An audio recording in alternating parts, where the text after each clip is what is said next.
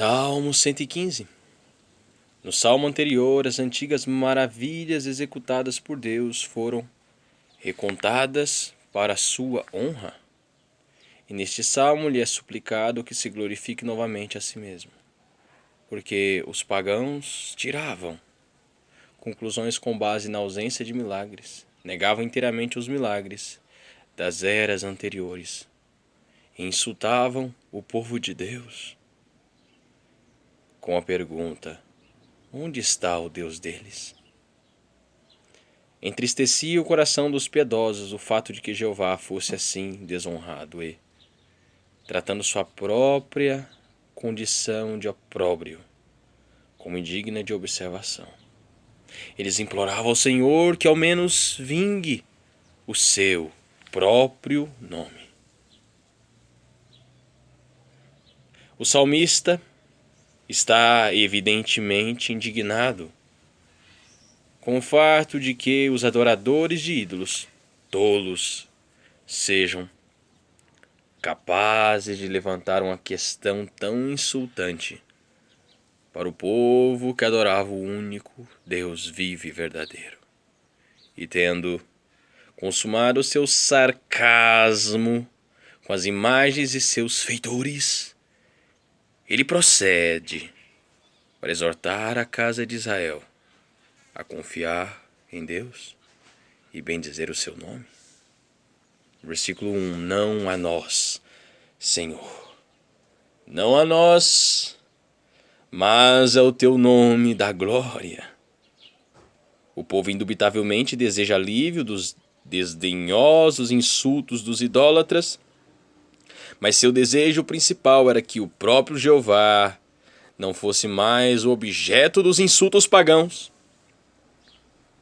A parte mais triste de sua aflição era que seu Deus já não era mais reverenciado e temido por seus adversários.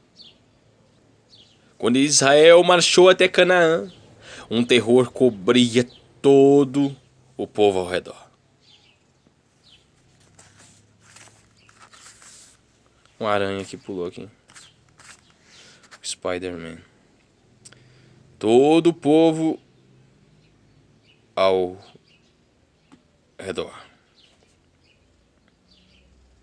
Por causa de Jeová, o poderoso Deus, mas as nações haviam se livrado deste terror, visto que há muito não havia demonstração marcante de poder miraculoso.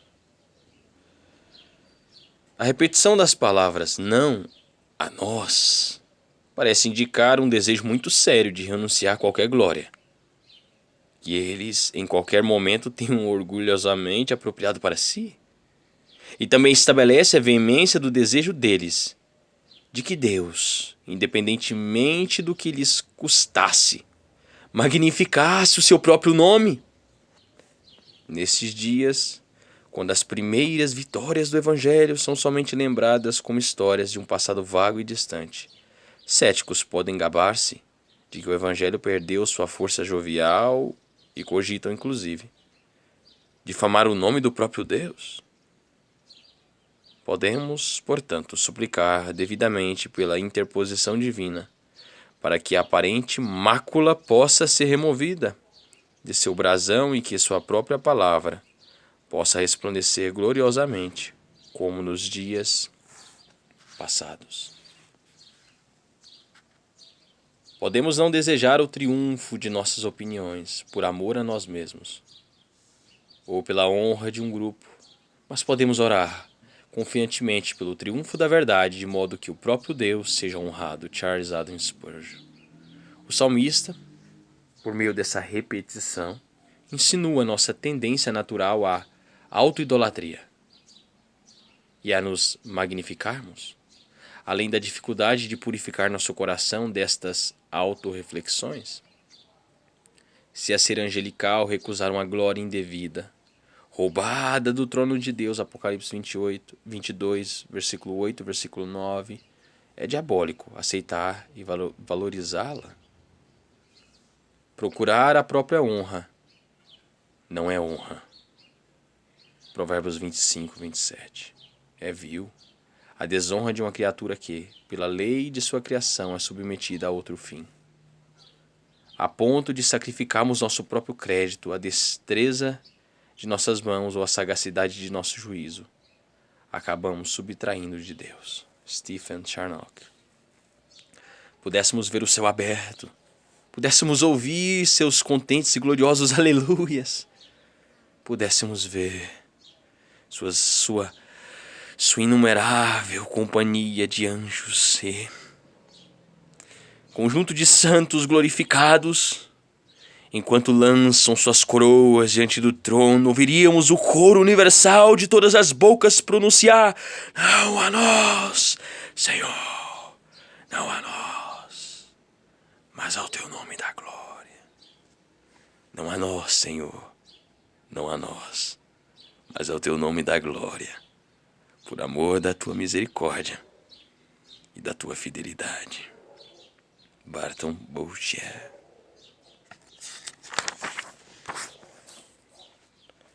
Versículo 2: porque diriam as nações, onde está o Deus deles? Ou, mais literalmente, ora, onde está o Deus deles? Porque as nações deveriam ter permissão para agir com escárnio e desdém, questionando a existência, a misericórdia e a fidelidade de Jeová. Elas estão sempre prontas para blasfemar. Em nosso caso, por nossa munidão e negligência de pregar o fiel evangelho, permitimos a insurgência e a difusão da dúvida moderna e estamos sujeitos a confessar nossa atitude com profundo pesar de alma. Contudo, não precisamos desanimar. Podemos ainda suplicar a Deus que salve sua própria verdade e graça do desprezo dos homens do mundo. Porque deveriam os mentirosos sábios da época ter permissão para dizer que duvidavam da personalidade de Deus?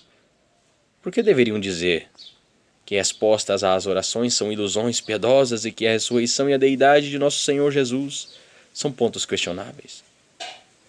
Por que deveriam ter permissão para falar depreciativamente sobre a expiação por sangue e por preço e rejeitar totalmente a doutrina da ira de Deus contra o pecado, mesmo a ira que arde para todo sempre? Eles falam com orgulho excessivo e somente Deus pode deter suas soberbas algazarras. Que nós, por meio da intervenção extraordinária, consigamos persuadi-lo a intervir, dando a seu evangelho tal defesa triunfante que silenciará por completo a oposição perversa de todos, de homens impiedosos. Charles Haddon Spurgeon. Versículo 3. No céu está o nosso Deus. Está onde deveria estar, além do alcance dos escarnecedores mortais, ouvindo secretamente as ruidosas discussões dos homens, olhando lá de cima com desprezo os fabricantes de Babel. Outrora pediram que o filho dele descesse da cruz para que acreditassem nele. Agora eles queriam que Deus ultrapassasse os limites comuns de sua providência e descesse do céu para convencê-los. Mas outros assuntos ocupam a sua augusta mente, além do convencimento daqueles que encerraram intencionalmente seus olhos às evidências superabundantes ao seu divino poder e deidade, com os quais os cercava. Charles Haddon Spurgeon. E tudo faz como lhe agrada. Podemos bem suportar a pergunta escarnecedora: onde está o Deus deles? Enquanto temos plena certeza de que a sua providência é inalterada, seu trono inabalado e seus propósitos imutáveis. O que ele fez, ele fará. Seu conselho permanecerá e ele fará tudo o que lhe apraz. E no fim do grande drama da história humana, a onipotência de Deus e sua imutabilidade e fidelidade serão mais que comprovadas diante da eterna confusão de seus adversários. Charles Spurgeon. Versículo 4. Prata e ouro são os ídolos deles. Eles são metal, pedra e madeira. São geralmente feitos na forma do homem, mas não podem ver, ouvir, não têm olfato, não sentem, andam ou falam. Que estupidez confiar nisso! E junto a eles, em imbecilidade e despropósito, devem estar aqueles que o formaram com a expectativa de auferir deles algum bem. tão obviamente vão era todo o sistema de idolatria, de modo que até mesmo os pagãos mais sérios o ridicularizavam e eram alvo para zombarias de seus pensadores livres e fanfarrões. Como são perspicazes estas palavras de Juvenal! Ouves, ó Júpiter, estas coisas. Não moves os lábios quando deverias falar. És feito de mármore ou bronze, porque colocamos incenso sagrado de papel aberto em teu altar. O fígado extraído de um bezerro e branco omento de um suíno.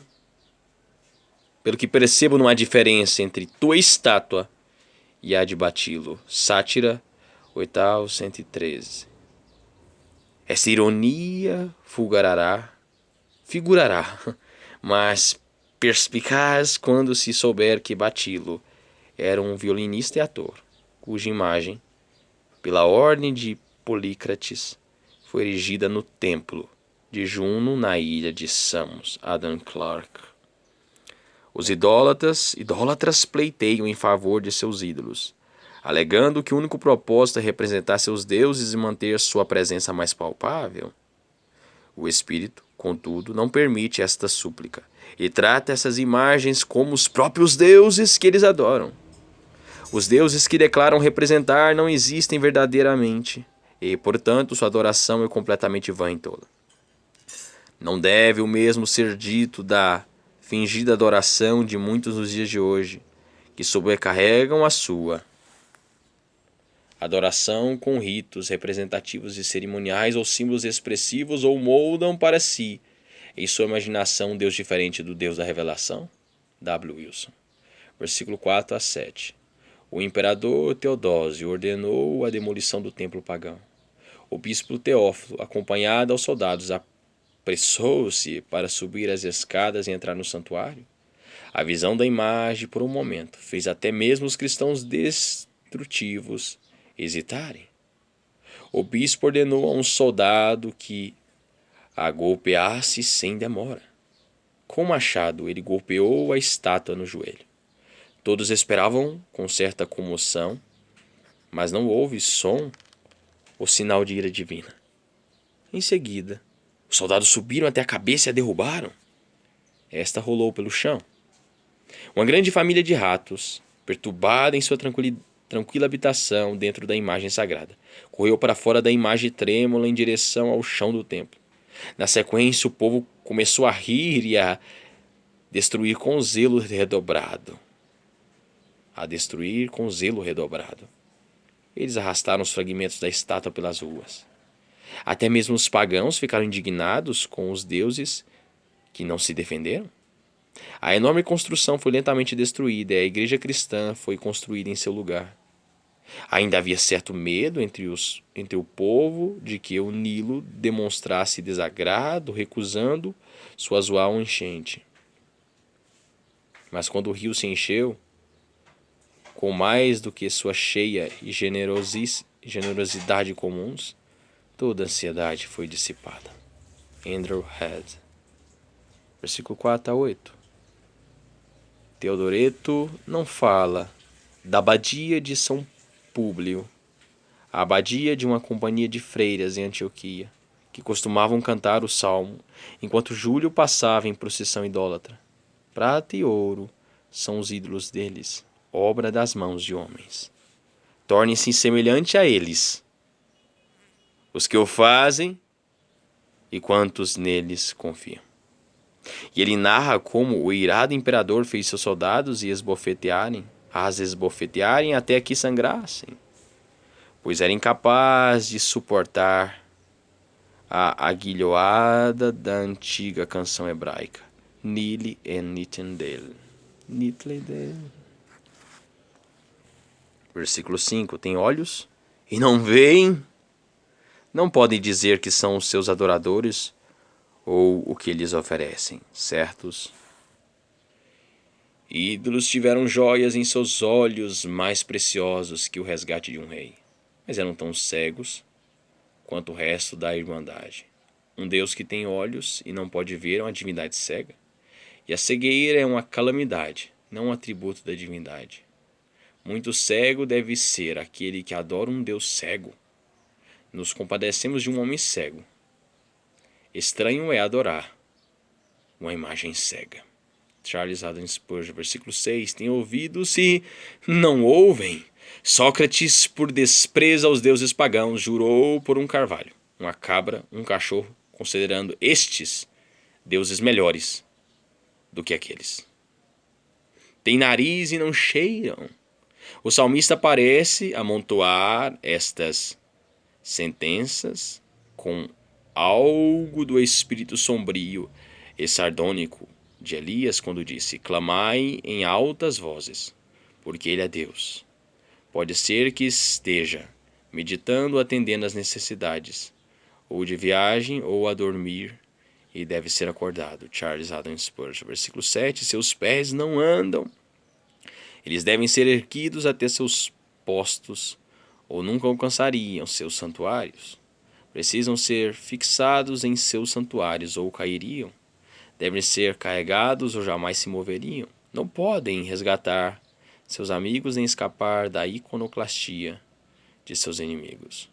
O inseto mais mesquinho tem mais poder de locomoção do que o mais grandioso deus pagão. Charles Haddon Spurgeon. Som nenhum lhes sai da garganta.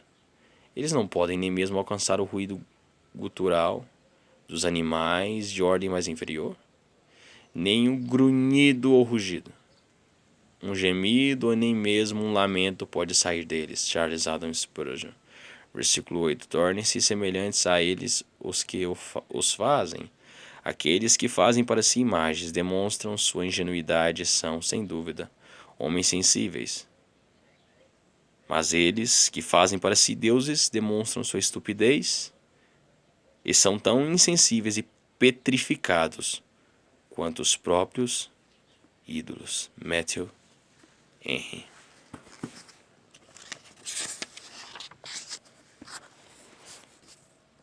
Todos são exatamente o que o seu Deus é.